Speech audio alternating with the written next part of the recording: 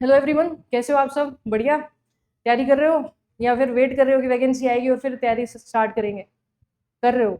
अच्छी बात है, करनी भी चाहिए। वैकेंसी का वेट नहीं करना चाहिए कभी भी। और स्पेसिफिकली आरएस जैसे एग्जाम का, राजस्थान का सबसे बड़ा एग्जाम है।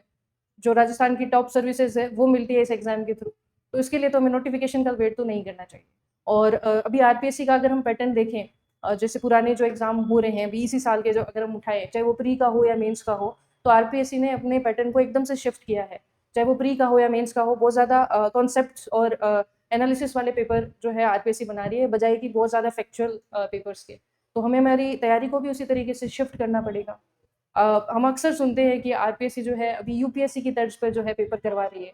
तो हमें भी हमारी तैयारी को थोड़ा सा यूपीएससी की तर्ज पे स्टार्ट करना पड़ेगा। और यूपीएससी वाले क्या करते हैं, वो ऐसे नहीं करते कि पहले प्री निकल जाए फिर मेंस का देखेंगे और थोड़ा सा फिर आगे करवाने की कोशिश करेंगे मेंस, और फिर टाइम मिलेगा तो फिर मेंस निकालेंगे एंड देन जो है हम लोग फाइनली सिलेक्शन देंगे। ऐसा नहीं होता। यूपीएससी के जो कैंडिडेट्स होते हैं या फिर एस्पिरेंट्स होते हैं, वो अपनी मेंस की प्रिपरेशन प्री से पहले ही खत्म कर लेते हैं। हमें भी उसी तरीके से फॉलो करना पड़ेगा, क्योंकि ये समय की डिमांड है। अगर हम इस तरीके से नहीं चलेंगे तो पीछे हो जाएंगे। और खाली प्री पास करने के लिए, अच्छा आपको पता तो है ना, आरएस के एग्जाम में 3 स्टेप होता है। एक प्री, फिर उसके बाद में मेंस, और तीसरा है इंटरव्यू। प्री जो होता है वो सिर्फ क्वालिफाई करना होता है, यानी अराउंड 5-6 लाख बच्चे फॉर्म भरेंगे, उनमें से जो भी एग्जाम देंगे, उनमें से एक एक तरीके से छलनी की तरह छान के सिर्फ 15-20 हज़ार लोग जो होंगे, 20 हज़ार मान के चलिए आप, 20K जो स्टूडेंट्स होंगे उनको प्री के अंदर सेलेक्ट करते हैं। सभी कैटेगरीज को मिला लें तो लगभग 20-22 हज़ार का रेशियो रहता है अभी। जो बाकी डिपेंड करता है वैकेंसी पे, जितनी वैकेंसी होती है उसके 15 टाइम्स जो होते हैं स्टूडेंट्स लिए जाते हैं। फिर ये बच्चे जो है आगे जाके मेंस लिखते हैं, ठीक है। और 45 डेज के बाद कभी भी जो है आरपीएससी मेंस करवा सकती है, ऐसा प्रावधान है। मतलब 45 डेज जो प्री के हो गए, रिजल्ट आ रहे हो गए, उसके बाद में 45 डेज में उसके बाद में कभी भी मेंस को कंडक्ट करवाया जा सकता है। अब जिसने अगर मेंस का सिलेबस देखा है तो उसको पता होगा कि 45 डेज जो है वो इनफ नहीं होते कभी भी मेंस की प्रिपरेशन के लिए। वो इनफ हो सकते हैं रिविजन के लिए, वो इनफ हो सकते हैं राइटिंग प्रैक्टिस के लिए, लेकिन मेंस की मतलब फ्रॉम एकदम जीरो से स्टार्ट करने के लिए कभी भी ये डेज इनफ नहीं होंगे। और खाली प्री करने से कोई जॉब नहीं मिलती, ये भी एक दिक्कत है। तो करें क्या? तो करना ये है कि मेंस के लिए रेडी रहना है। पहले से ही हमें रेडी रहना चाहिए मेंस के लिए। और वो कैसे रहें वो भी बताऊंगी आगे वाली क्लास में। पहले थोड़ी सी प्री के बारे में चर्चा कर लेते हैं। तो अगर हम टारगेट कर रहे हैं प्री के एग्जाम को आरएस के, तो हमें क्या क्या चीज़ों का ध्यान रखना चाहिए, क्या क्या स्टेप होने चाहिए? बहुत बेसिक सी चीज़ें हैं, सबको पता ही है, लेकिन फॉलो करने में दिक्कत आती है। पता तो सबको सब कुछ है, फॉलो थोड़ी करता है सब। तो सबसे पहले फर्स्ट स्टेप है कि सिलेबस जो है आपका, उसको आप अच्छे से समझो। समझने का मतलब क्या है? मैंने यहाँ पे याद करने का नहीं कहा, मैंने कहा समझो सिलेबस को। सिलेबस को समझो यानी एनालिसिस करो कि हमारे सिलेबस में कौन से सब्जेक्ट्स दिए हुए हैं, उसके अंदर कौन से मेन टॉपिक्स या सब टॉपिक्स दिए हुए हैं। उससे हमें पता चलेगा कि ये जो है हमें ये सारी टॉपिक्स जो है हमें कवर करने हैं। एक तरीके से हमें पता चलेगा कि अगर हमारी मंजिल आरएस का प्री है तो रास्ता ये है कि पॉलिटी है, हिस्ट्री है, इकोनॉमी है, मैथ्स एंड रीजनिंग है, साइंस एंड टेक्नोलॉजी है, एक्सेट्रा बाकी जितने भी सब्जेक्ट हैं वो सब हमें करने हैं, और ये हमारा टॉपिक है। तो सबसे पहला स्टेप आपका ये होना चाहिए कि आपको आपके सिलेबस को समझना है, उसको याद करना है। और आपको पता होना चाहिए कि बिना सिलेबस को कवर किए, यानी सिलेबस के ऊपर आपको नॉलेज भी होना चाहिए। जैसे अगर 1857 की क्रांति लिख दिया है सिलेबस में अगर, तो उस पूरा 1857 की क्रांति के कारण उसका जो भी टाइमलाइन था वो, उससे रिलेटेड और अदर फैक्ट्स आपको याद होने चाहिए। और फिर उसके बाद में उसमें से पुराने क्वेश्चन जो है कौन से पूछे गए एग्जाम्स में, वो हमें पता होना चाहिए। तो ये बताएगा कौन से टॉपिक इंपॉर्टेंट है, तो वो सिलेबस बताएगा। तो सबसे पहले हमें सिलेबस याद होना चाहिए। दूसरी चीज़ है कि स्टडी का सोर्सेस क्या होने चाहिए, मटेरियल क्या होना चाहिए, बुक्स कौन सी होनी चाहिए। सब कंफ्यूज रहते हैं इसमें, और इस चक्कर के अंदर पूरी अलमारी को एक ही सब्जेक्ट की 50 किताब से भर लेते हैं। ये मिस्टेक हमें नहीं करनी है। कोई भी बुक के अंदर 100% चीज़ें नहीं मिलेंगी, ये हमें पता होना चाहिए। पहले से हमें माइंडसेट क्लियर रखना चाहिए। इतना साइंटिफिक टेम्पर आपको बना के रखना होगा पूरी प्रिपरेशन के टाइम में। आप किस चीज़ की तैयारी कर रहे हो, इस चीज़ की आपको रिस्पेक्ट करनी चाहिए, और रेंडमली बुक्स इकट्ठी नहीं करनी है आपको। आप यहाँ पे 3 चीज़ें मान के चलो कि आपके पास होनी चाहिए। पहला, नोट्स, उससे रिलेटेड जो सब्जेक्ट है। कोई भी नोट्स अपने आप में पूरा नहीं होता, कोई भी नोट्स बहुत ज़्यादा ऐसे कोई खराब नहीं होता। जिस भी नोट्स में आपकी श्रद्धा हो, चाहे वो किसी कोचिंग के नोट्स हो, कोई टॉपर के नोट्स हो, कोई आपके फ्रेंड के नोट्स हो, या फिर आप खुद ने कुछ बनाए हो, वो नोट्स अच्छे ऑथेंटिक नोट्स, ठीक है, जो काफ़ी लोग फॉलो भी कर रहे हैं। ये भी एक अच्छा पैरामीटर हो सकता है क्योंकि कितने लोग फॉलो कर रहे हैं, तो उसके अंदर चीज़ें सही होगी तभी कर रहे होंगे। तो उन एक नोट्स को आप उठा लो और उसको पूरा अच्छी तरीके से याद करो। फिर आप ये मत सोचो कि वो मार्केट में वो नोट्स भी हैं, वो भी सब्जेक्ट के बहुत अच्छे हैं। नोट्स सभी बुक से ही बनते हैं। मैं नहीं मानती कि किसी एक्स कोचिंग या एक्स पर्सन के नोट्स के अंदर आर्टिकल 14 के बारे में कुछ और लिखा होगा और वाई कोचिंग या वाई पर्सन के नोट्स में आर्टिकल 14 कुछ और हो जाएगा। आर्टिकल 14 दोनों में सेम रहेगा। तो इतना आपको अपने अंदर संयम रखना पड़ेगा कि एक चीज़ जब आपने चुन ली तो उसी के ऊपर स्टिक होना है। तो पहले आप अपने नोट्स चूज़ कर लो, फिर आपको बुक पे आना है। कोई भी एक अच्छी रेफरेंस बुक, जैसे पॉलिटी के लिए सब लक्ष्मीकांत यूज़ करते हैं, आर्ट एंड कल्चर के लिए नितिन सिंघानिया यूज़ करते हैं। तो जो भी बुक जिस भी मीडियम में आपके पास हो, मतलब अवेलेबल हो इजीली, और जो आप बिलीव करते हो कि इस बुक से तो क्वेश्चन आते हैं, वो बुक कोई भी हो सकती है, अच्छी बुक हो सकती है, आपकी पसंद की हो सकती है, हो सकता है आपके किसी सीनियर ने आपको बताया हो सकता है आपके किसी टीचर ने आपको बताया हो, या आपने किसी न्यूज़पेपर में पढ़ा हो कि ये बुक से क्वेश्चन आते हैं। तो वो बुक आप लेके रखो, और जो चीज़ें आपके नोट्स कवर नहीं कर रही उनको आप इस बुक से पढ़ो। यानी पहले तो आपको नोट्स को ही याद करना है, तो वो आपका एक बेस बना देगी, फिर आपको बुक्स पे आना है। जब ये 2 चीज़ें हो जाएगी, फिर एक पीवाईक्यू यानी प्रीवियस ईयर क्वेश्चंस की, यानी पुराने प्रश्नों की आपके पास एक बुक होनी चाहिए उस सब्जेक्ट की। पॉलिटी, इंडियन पॉलिटी है तो इंडियन पॉलिटी, इंडियन ज्योग्राफी है तो इंडियन ज्योग्राफी की पीवाईक्यू बुक। ये भी आपकी किसी भी पब्लिकेशन की आप अच्छी बुक लेके आइए और उसको यूज़ करो। अगर आपने कोई टॉपिक पढ़ लिया है नोट्स और बुक से, तो फिर सेम टॉपिक के क्वेश्चन इस पीवाईक्यू बुक से निकालो और आप लगाओ। इस तरीके से आप इस पूरी एक्सरसाइज को जब 1 बार, 2 बार, 3 बार करोगे तो वो टॉपिक आपका क्लियर हो जाएगा। मैं ये नहीं कहती कि 100 क्वेश्चन आएँगे तो 100 में से 100 आप करोगे इसके सहारे, बट इतना कर लोगे कि आप एग्ज़ाम को क्लियर कर लोगे। और हमारा टारगेट प्री में टॉप करना नहीं है। प्री में टॉप करने से कुछ भी नहीं होता है, क्योंकि आप प्री के मार्क्स मेंस में कभी नहीं जुड़ते। तो प्री में आपको सिर्फ क्वालीफाई होना है और इतना ही पोटेंशियल यूज़ करना है कि आप अच्छे से क्वालीफाई हो जाओ। कट ऑफ के 10-20 नंबर ऊपर रहो, ताकि जिस दिन से आप प्री लिख के आए हो, टोटल कर लो, 1-2 दिन में एनालिसिस आ जाता है लगभग कितनी कट ऑफ रहेगी, और फिर आप मेंस की तैयारी तुरंत स्टार्ट कर दो। बस इतना ही है, प्री को इतना ही हमें टाइम देना है, उसके आगे नहीं सोचना है प्री के बारे में। हाँ, ये फैक्ट्स काम आएँगे मेंस में, बट इससे ज़्यादा टाइम देने की ज़रूरत नहीं है। थर्ड स्टेप है कि डेली टाइम टेबल होना चाहिए। अब ये स्टेप ऐसा स्टेप है जो हर किसी के जीवन में आता है। खूब सारे टाइम टेबल बनते हैं लेकिन फॉलो नहीं हो पाता बहुत बार, मतलब काफ़ी कम रेशियो है फॉलो करने वालों का, ठीक है? तो टाइम टेबल बनाओ, और ऐसा टाइम टेबल बनाओ जो अच्छा हो, स्मार्ट हो, जिसमें आप कंसिस्टेंट रह पाओ, लगातार बने रह सको। मैं ये नहीं कह रही कि दिन में 17 घंटे पढ़ूँगी, ऐसा टाइम टेबल बनाओ, नहीं। 4-5 घंटे का बनाओ, और उसमें से कुछ चीज़ें आपको डेली करनी है ना? वो फिक्स करो। जैसे डेली करंट पढ़ना है, करंट कहाँ से पढ़ेंगे आप, मैं उसमें भी आऊँगी आगे आने वाले टॉपिक पे। तो डेली चीज़ें करने की कुछ करो, कि जैसे डेली मुझे प्रीवियस ईयर के क्वेश्चन लगाने हैं, डेली मुझे करंट पढ़ना है, तो ये 2-3 चीज़ें डेली वाली कर लो। बाकी रोटेशन में चलाओ, जैसे आज 4 दिन ज्योग्राफी पढ़ ली, फिर वो कंप्लीट हो गई, तो 5 दिन में मैंने इकोनॉमी पढ़ी, 6 दिन में पॉलिटी करी। इस तरीके से आप रोटेशन में उस चीज़ को चला सकते हो। तो इस तरीके से एक ऐसा फिज़िबल टाइम टेबल बनाओ जो आप उसको बहुत अच्छे से फॉलो कर सको, और फिर उसको एज़ अ डिसिप्लिन अपनी लाइफ में मेंटेन करके रखो। फिर वही एमसीक्यू प्रैक्टिस करते रहो। अब एमसीक्यू प्रैक्टिस और रिवीजन में आप तभी पहुँचोगे जब ये पीछे के सारे स्टेप आप फॉलो करोगे। जैसे सिलेबस, फिर सिलेबस को आपने नोट्स और बुक्स और पीवाईक्यू से कवर किया। उसके बाद में आप अपने टाइम टेबल बना के उसको प्रॉपर फॉलो किया, देन आप एमसीक्यू प्रैक्टिस और रिवीजन को अगर आप मेंटेन रखोगे, फिर आपको कोई रोक नहीं सकता, ठीक है? क्योंकि यही वो स्टेप है जो एक आधार है सिलेक्शन का। जो सिर्फ पढ़ के बुक रख देगा, उसका सिलेक्शन कैसे होगा आप बताओ? बार-बार एमसीक्यू लगाने पड़ेंगे ताकि दिमाग और खुले, हमारे जो डायमेंशंस है माइंड के वो और ओपन हो, और बार-बार हमें रिवीजन करना पड़ेगा, क्योंकि इंसान भूलता है, हम लोग कंप्यूटर नहीं है, ठीक है? हमें चीज़ें याद रखनी पड़ेगी और उसके लिए हमें बार-बार चीज़ें रिवाइज़ करनी पड़ेगी। तो बिना रिवीजन के, बिना प्रैक्टिस के आप भूल जाओ कि कुछ भी होने वाला है। आप प्रैक्टिस कैसे करो? डेली आप ईवाईक्यू तो कर ही रहे हो। कोई भी एक अच्छी जगह की आप टेस्ट सीरीज़ जॉइन कर सकते हो। अपनी भी टेस्ट सीरीज़ स्टार्ट होने वाली है इसी के प्रोग्राम के साथ, चाहो तो ये कर लो।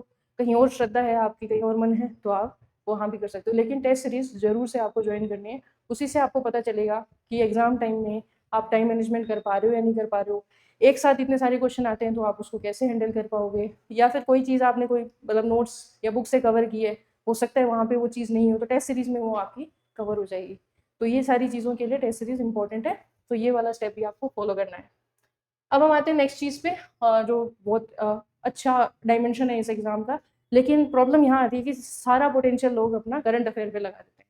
पूरा का पूरा पोटेंशियल करंट अफेयर पे नहीं लगाना। करंट अफेयर एक पार्ट है इस एग्ज़ाम का, पूरा एग्ज़ाम करंट अफेयर नहीं है, ये चीज़ आपको ध्यान में रखनी है। करंट अफेयर को आपको थोड़ा-सा टाइम देना है, थोड़ा-सा टाइम कैसे देना है? देखो, एक तो स्मार्टली देना कि चीज़ों को आप डिवाइड कर लो। जैसे राजस्थान का बजट बजट जो भी है वो नया ही होता है, मतलब हर साल आता है, तो वो करंट अफेयर हो गया। योजनाएँ और रिपोर्ट्स अगर कुछ आई हैं, तो वो आपको पता होनी चाहिए।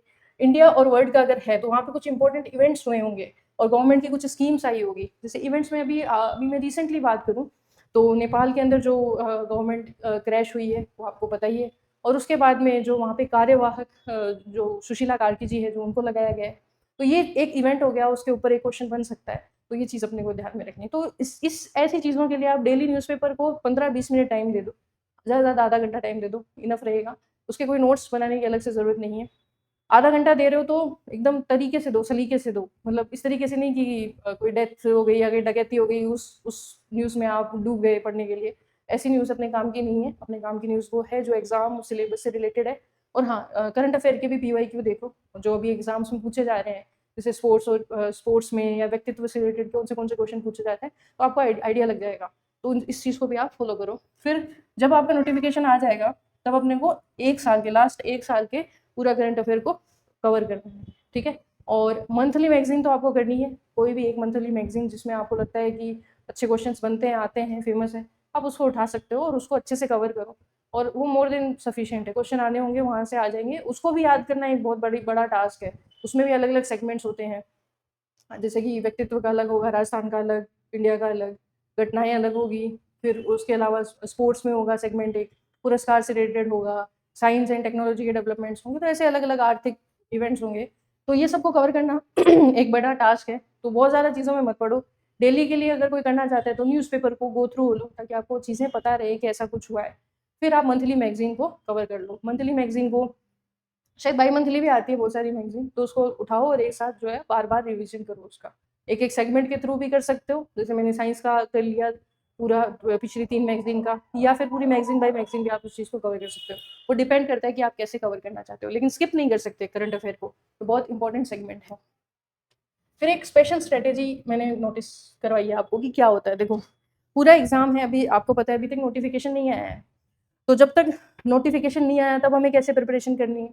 आप प्री और मेंस की साथ में कर सकते हो, दोनों को थोड़ा थोड़ा टाइम दो, ताकि मेंस जो है पहले से प्रिपेयर रहे आपका। क्योंकि जब नोटिफिकेशन आ जाते हैं उसके बाद में हमें प्री की तरफ जाना ही होगा। प्री की डेट आ जाएगी, हार्डली 2 महीने मिलेंगे या मैक्सिमम 3 महीने मिलेंगे नोटिफिकेशन आने के बाद में, लगभग यही टाइम में हमें मिलेगा। तो उस टाइम पे हम मेंस का कुछ भी प्रिपेयर नहीं कर सकते, हमें पूरी तरीके से स्विच होना पड़ेगा प्री की प्रिपरेशन के लिए। तो ये स्पेशल स्ट्रेटेजी आपको पता होना चाहिए। जिसको पता है ऑलरेडी दे चुके हैं, कोई दिक्कत नहीं। जिसको नहीं पता उसको मैं हूँ यहाँ पे बताने के लिए। अपने लोग एक प्रोग्राम भी स्टार्ट कर रहे हैं, प्री और मेंस दोनों की मेंटरशिप प्रोग्राम, जिसके अंदर हम आपको बताएंगे डेली, मतलब डेली अपने मिलने वाले हैं, डेली अपने बात करने वाले हैं प्री के और मेंस के बारे में। मैं आपको टॉपिक भी दूंगी डेली, ठीक है। और फिर हम उसके बारे में डिस्कस करेंगे कि कैसे हमें उसको प्रिपेयर करना है, और डेली आपको प्रैक्टिस शीट्स भी दिलवा दूंगी उसके ऊपर। 7वां स्टेप है कि कॉमन मिस्टेक्स जो होती है ना, वो हमें अवॉइड करनी है। कॉमन मिस्टेक्स अवॉइड क्यों करनी है? क्योंकि प्री का एग्जाम एलिमिनेशन का एग्जाम है। मैंने अभी बताया 5-6 लाख लोग जो है फॉर्म भरते हैं, और सिर्फ 15-20 हज़ार लोग उसमें से सेलेक्ट होते हैं। तो इतने लोग जो हैं वो बाहर हो गए, इतने लोग अंदर आए। उसका क्या रीज़न था कि वो बाहर हो गए? क्योंकि वो एक कुछ कॉमन मिस्टेक्स जो है रिपीट करते थे, जैसे कि सिर्फ बुक्स ही पढ़ रहे हैं, एमसीक्यू पर ध्यान नहीं दे रहे। प्री के एग्जाम में 150 क्वेश्चन आने वाले हैं, उनको सॉल्व करना है, फिर उसके बाद में उनके बबल को भी भरना है, और एक 5वें गोले का सिस्टम और आया हुआ है, उसको भी अपने को भरना है। ये चीज़ है एग्जाम वाले दिन हमें करनी है। एग्जाम वाले दिन हमें बुक्स पढ़ के नहीं दिखाना कि देखो मैं ऐसे बुक्स पढ़ती हूँ। तो सिर्फ बुक्स पढ़ने से, बहुत ज़्यादा पढ़ने से सिलेक्शन नहीं होगा, उसको इम्प्लीमेंट भी करना आना चाहिए। तो आप पढ़ो, अच्छे से पढ़ो, लेकिन उसको इम्प्लीमेंट भी करो। तो एमसीक्यू लगाओ, प्रीवियस ईयर के क्वेश्चन लगाओ, ये सबसे ज़रूरी चीज़ है। फिर करंट अफेयर है, उसको एकदम से स्किप मत करो। मतलब हो सकता है कि किसी को करंट अफेयर पढ़ना पसंद नहीं, तो आप सिर्फ एक मंथली मैगजीन जो आती है उसको फॉलो करते रहो, बट आप एकदम से स्किप नहीं कर सकते उस चीज़ को, क्योंकि एक सब्जेक्ट की तरह ही है। जैसे हिस्ट्री, पॉलिटी, इकोनॉमी है, वैसे एक सब्जेक्ट ही है करंट अफेयर, क्योंकि अच्छे खासे क्वेश्चन आते हैं करंट अफेयर से। तो आप एकदम से स्किप मत करो, वरना बाहर हो जाओगे। राजस्थान या फिर इंडिया, कुछ लोगों का राजस्थान अच्छा होता है, कुछ का इंडिया पोर्शन अच्छा होता है। जैसे जिसका जो अच्छा होता है उसी के पीछे लगे रहते हैं, दूसरे को कम टाइम देते हैं। अभी जो पैटर्न चल रहा है पिछले 2-3 साल से, तो आप कोई भी सब्जेक्ट को या कोई भी सेगमेंट को छोड़ के नहीं जा सकते प्री के अंदर। आपको सभी को साथ लेकर चलना पड़ेगा, चाहे वो आपका वीक हो, कोई बात नहीं, और पुश करो खुद को, और कंफर्ट जोन से बाहर निकालो, आपका वो भी स्ट्रॉन्ग हो जाएगा। लेकिन आप उस चीज़ को स्किप नहीं कर सकते, क्योंकि हमारा टारगेट है प्री को निकालना, प्री की प्रिपरेशन करना नहीं है, प्री को पास करना अपना टारगेट है। तो जो जो अपनी कमियां होगी उनको दूर करना भी पड़ेगा। तो जो जिसका राजस्थान स्ट्रॉन्ग है उसको स्ट्रॉन्ग रखो, इंडिया पे भी ध्यान दो, और जिसका इंडिया स्ट्रॉन्ग है उसको राजस्थान भी पढ़ना चाहिए, उसको भी स्ट्रॉन्ग करो। फिर टेस्ट सीरीज को एग्जाम जैसा सीरियस नहीं लेते थे। जिससे टेस्ट सीरीज में आपको टाइम मैनेजमेंट सबसे बेटर पता चलेगा कि 150 क्वेश्चन को आप किस तरीके से सॉल्व कर रहे हो। और वो 150 क्वेश्चन के अंदर जैसे मैथ्स और रीजनिंग के भी क्वेश्चन आ रहे हैं, तो आप उनको अटेम्प्ट कर पा रहे हो या नहीं कर पा रहे। बजट और इको सर्वे के भी क्वेश्चन आ रहे हैं, उनको आप कर पा रहे हो या नहीं कर पा रहे। और बाकी जो सब्जेक्ट है उनके क्वेश्चन तो हैं।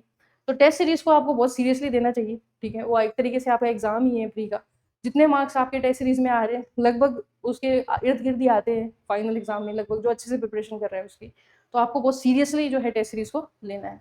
तो ये सारी बातें ध्यान रखना प्री के अंदर। प्री हो जाएगा, बहुत बड़ी चीज़ नहीं है, लेकिन हाँ कोई भी चीज़ आप इग्नोर अगर आपने की तो कंपटीशन लेवल अभी आज के टाइम पे बहुत ज़्यादा है।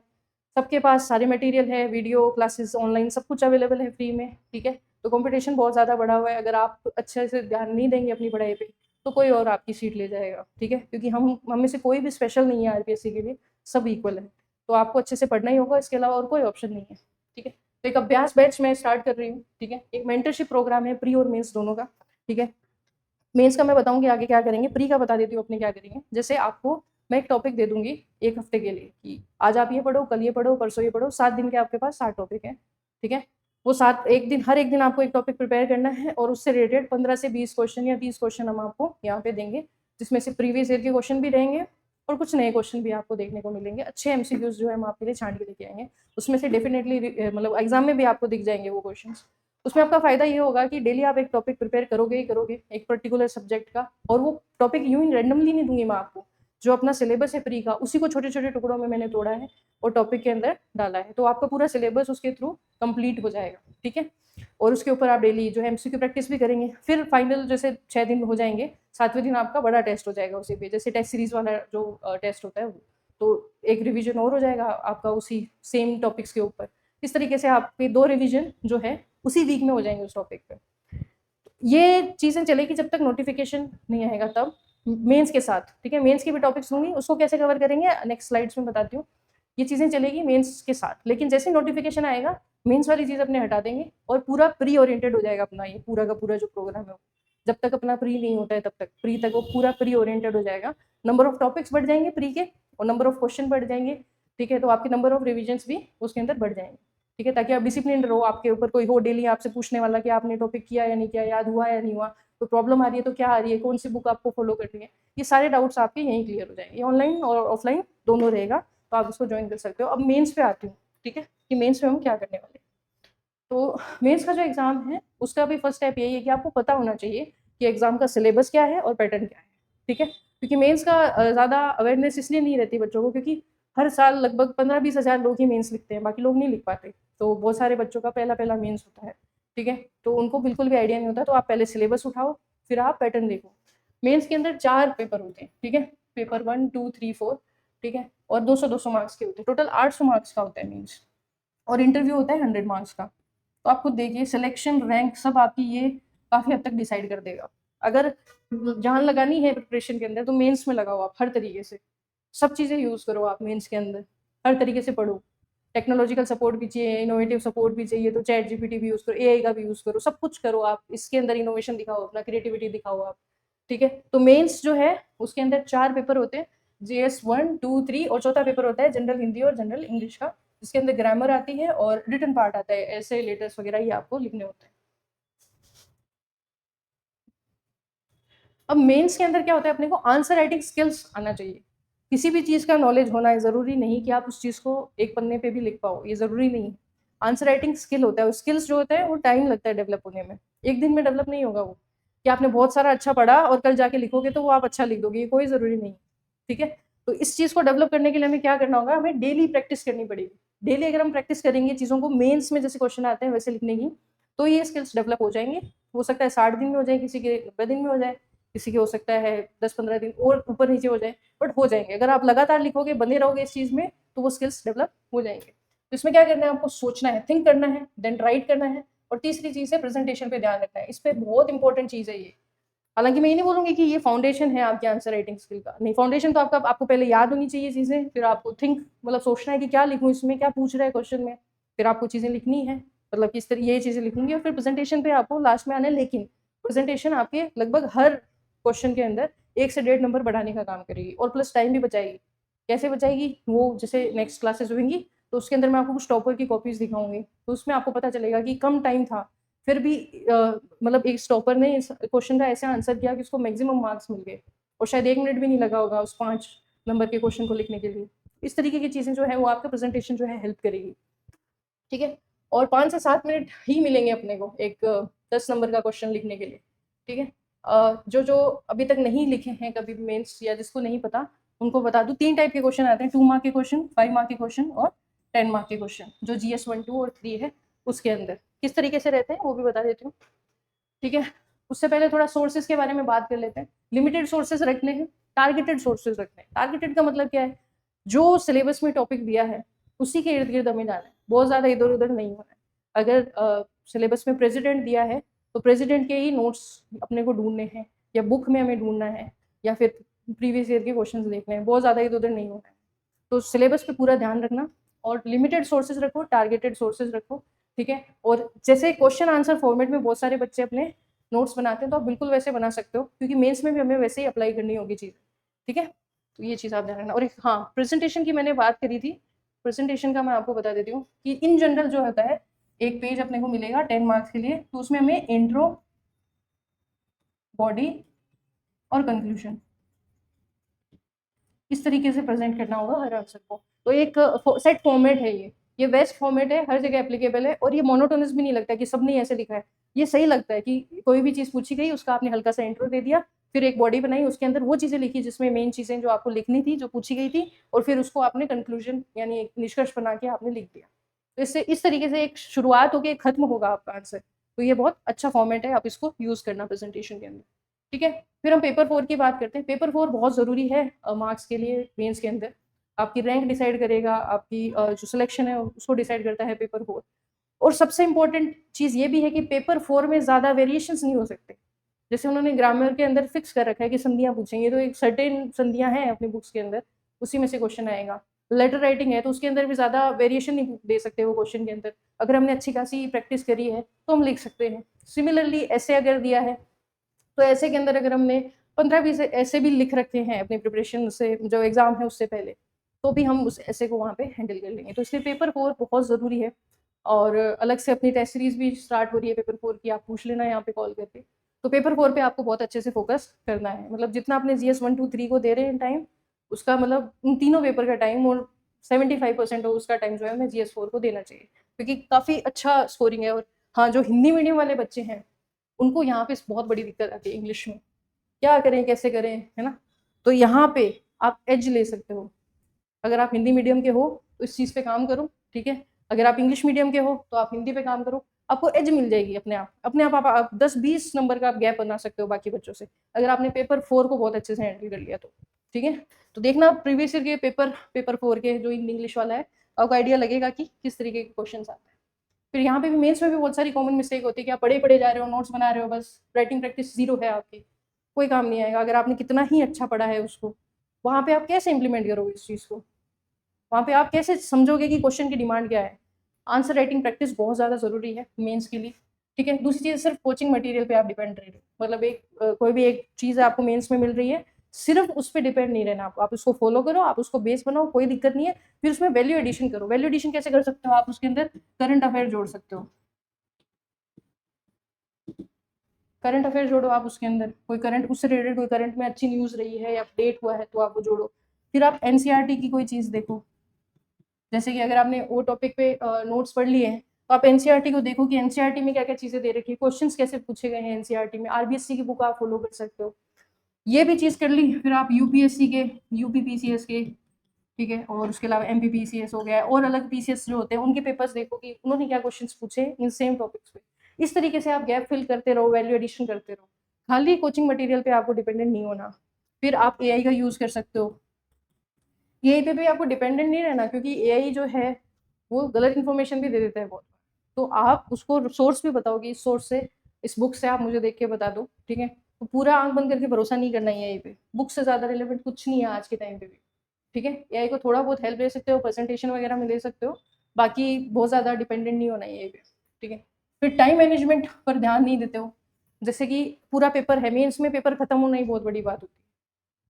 अभी मैं आपको बताऊंगी कितने क्वेश्चन आते हैं, कितने कितने मार्क्स के, तब आपको पता चलेगा इतना सब कुछ लिखना पड़ता है। और जो फर्स्ट अटेम्प्ट देते हैं उनको तो बहुत बहुत सारे बच्चे ऐसे होते हैं, उनको वहां जाके पता चलता है कि मुझे ये सब भी लिखना था। अच्छा, इस फर्स्ट पेपर के अंदर ऑडिटिंग अकाउंटिंग भी आती है क्या? बहुत सारे बच्चे मिलेंगे, सबको ये थोड़ी ना इतना सलीके से तरीके से पढ़ता है। और कम बच्चे होंगे मेंस में भी जो बहुत शिद्दत से इस चीज़ को फॉलो करेंगे, क्योंकि चीज़ें बहुत नीरस सी हैं, चीज़ें बहुत ऐसे एक्साइटमेंट वाली नहीं है कि GS 1 2 3 4 पढ़ने में मुझे बहुत मज़ा आ रहा है। वेब सीरीज़ वाला फील नहीं देगी ये चीज़ें, बहुत ज़्यादा आपको बोरिंग लगेगा। मोटिवेट रहना बहुत मुश्किल है इस पूरी जर्नी के अंदर। फिर अनसर्टेनिटी भी बहुत है, एग्ज़ाम टाइम पे होगा या नहीं होगा, पता नहीं कैसा पेपर आएगा, ये चीज़ें नेगेटिविटी भी चलेंगी माइंड में, बट सेल्फ मोटिवेटेड रहना, डिसिप्लिन रहना बहुत ज़रूरी है। ठीक है, मैं रहूँगी पूरी जर्नी में आपके साथ, आप टेंशन मत लो। ठीक है, बस चीज़ों को फॉलो करते जाओ जैसे जैसे बता रही हूँ।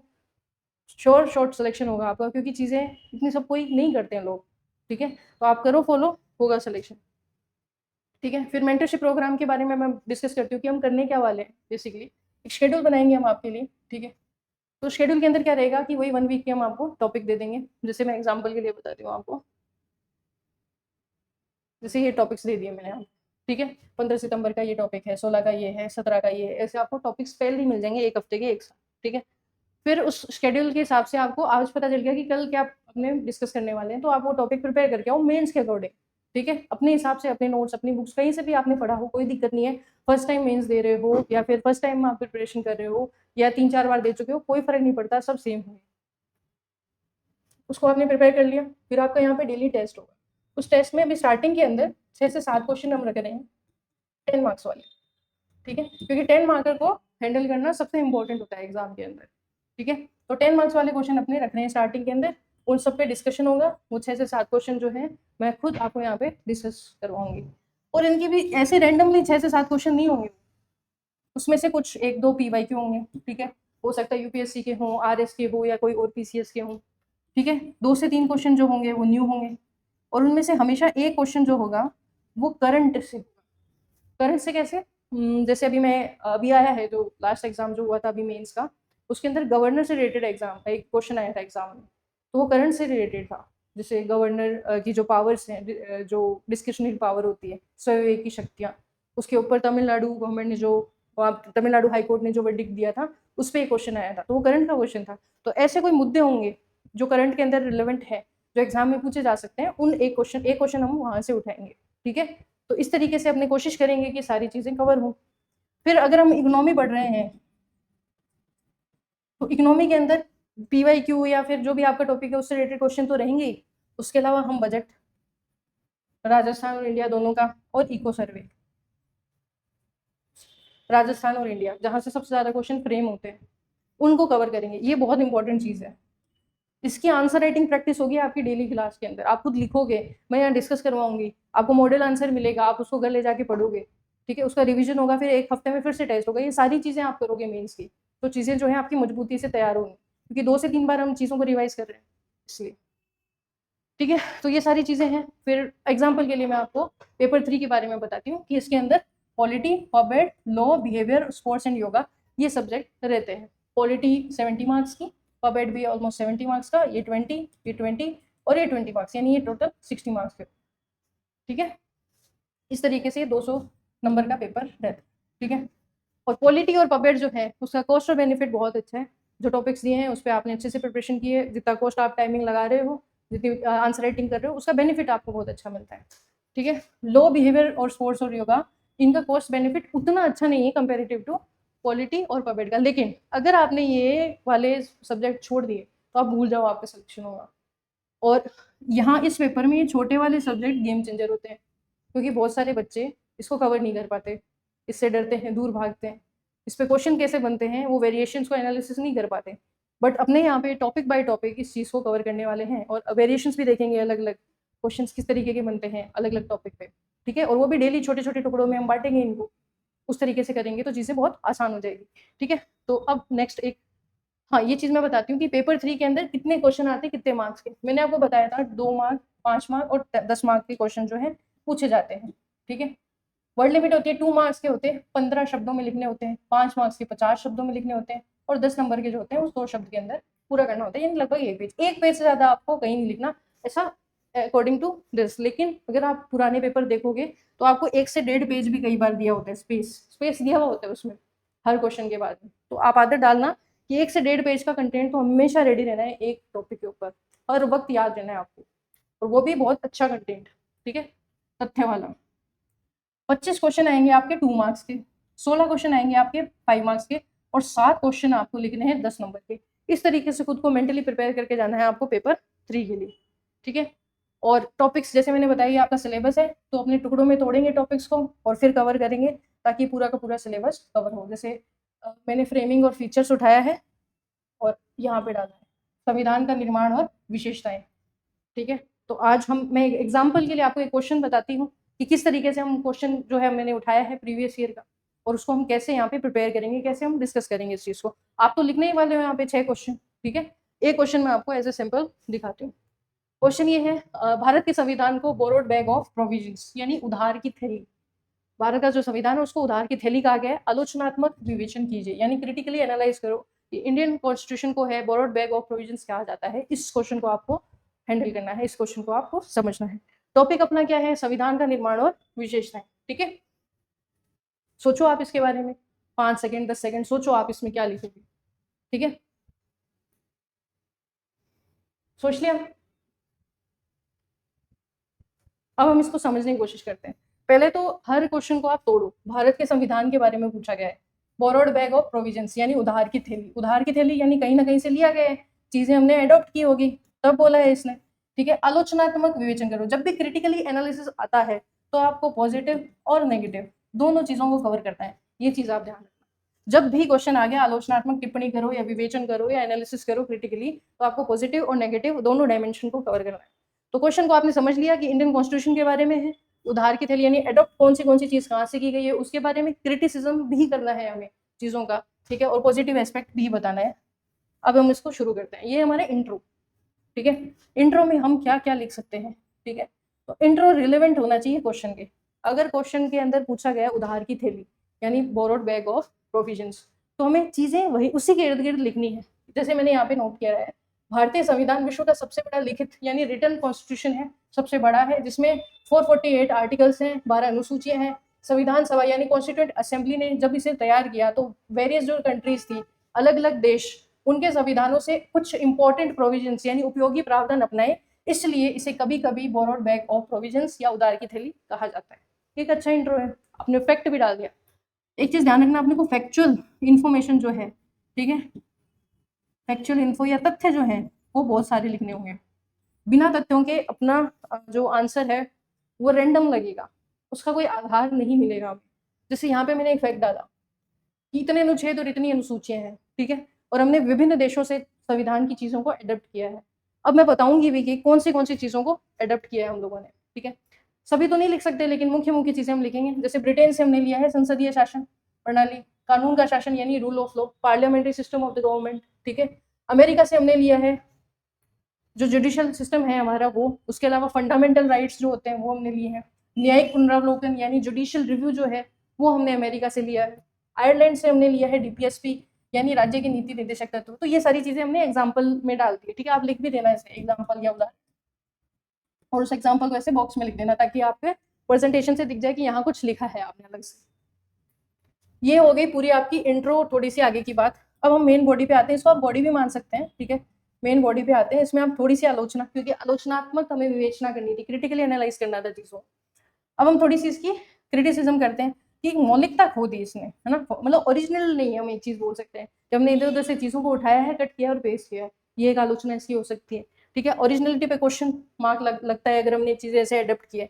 फिर इतनी देशों से हमने चीजें ली तो हमारा संविधान बहुत लंबा और जटिल हो गया, यानी कॉम्प्लेक्स हो गया,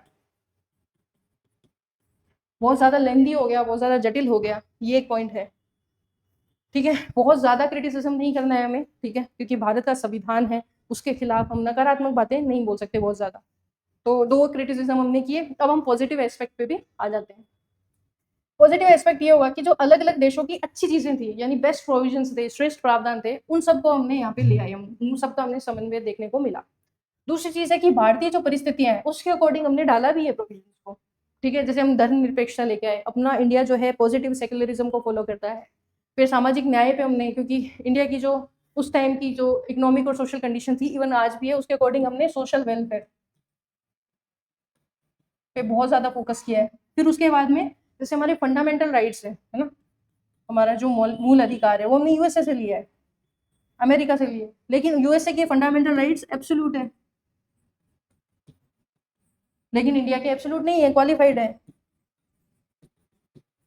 क्वालिफाइड मतलब यहाँ पे युक्त प्रतिबंध लगे हैं, ठीक है, जहाँ जहाँ पे मतलब इश्यूज क्रिएट हो सकते हैं, जैसे हमारे देश की एकता और अखंडता प्रभावित हो सकती है, या मोरालिटी, या इस तरीके का कुछ भी इशू आ सकता है, तो वहाँ पे फंडामेंटल राइट्स पे प्रतिबंध भी लगा सकता है स्टेट। तो ऐसी चीज़ें हमने अपने इंडिया के अकॉर्डिंग प्रोविजंस को चेंज किया है, ठीक है। फिर संविधान को व्यवहारिक और लचीला बनाया हमने, कि प्रैक्टिकल है हमारा संविधान, हम अमेंडमेंट करके इसे बदल भी सकते हैं, चेंज भी कर सकते हैं, फ्लेक्सिबल भी है। तो ये पूरी बॉडी हमारी प्रिपेयर हो गई। अब हम कंक्लूजन लिखेंगे, एक पॉजिटिव अच्छा कंक्लूजन हमें हमेशा लिखना है, ठीक है। हालांकि भारतीय संविधान कई प्रावधान, जैसे हमें उस लाइन से ही चीज़ उठानी कि हम मानते हैं हम कि हमने बहुत जगह से चीज़ों को अडॉप्ट किया है, कई प्रावधान अन्य देशों से ग्रहण किए गए हैं, लेकिन ये सिर्फ उधार की थैली नहीं है, ठीक है। हम नहीं बोल सकते कि सिर्फ एक उधार का थैला है। संविधान निर्माताओं ने अलग अलग देशों से बेस्ट जो प्रोविजंस थे उनको उठाया, और भारतीय सामाजिक और आर्थिक वास्तविकताओं, विविधताओं और स्वतंत्रता आंदोलन के आदर्शों के अनुरूप उसको ढाला है। तो इस तरीके से हमने एक पॉजिटिव, एक बहुत अच्छा कंक्लूजन जो है लास्ट में लिख दिया।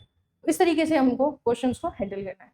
तो ऐसे ही क्वेश्चन हम डेली यहाँ पे करने वाले अपनी हर क्लास के अंदर। आप पहले उन्हें लिखोगे, फिर मैं आपको समझाऊंगी, और फिर हम उन्हें जहाँ जहाँ आपके क्वेश्चन में कमी होगी उसके गैप को फिल कर देंगे। इस तरीके से डेली अपना एक टॉपिक बहुत अच्छे से प्रिपेयर हो जाएगा। तो अब तक जो मैंने आपको समझाया वो हो सकता है आपको समझ आया, ठीक है। अपनी प्रिपरेशन को बहुत अच्छे ढंग से लेके चलो, ठीक है। सिर्फ पढ़ने के लिए मत पढ़ो, सिलेक्शन के लिए पढ़ो, क्योंकि जो भी आप काम कर रहे हो प्रोडक्टिव होना चाहिए, उसका कुछ आउटपुट निकलना चाहिए, ठीक है। आपको कोई भी कंफ्यूजन हो आप कभी भी पूछ सकते हो, ठीक है। आप कमेंट बॉक्स में लिख देना, हम आपको आंसर कर देंगे, ठीक है। आई होप कि आप अच्छे से पढ़ोगे। Wish you all the best आगे के सभी एग्जाम्स के लिए। Thank you very much.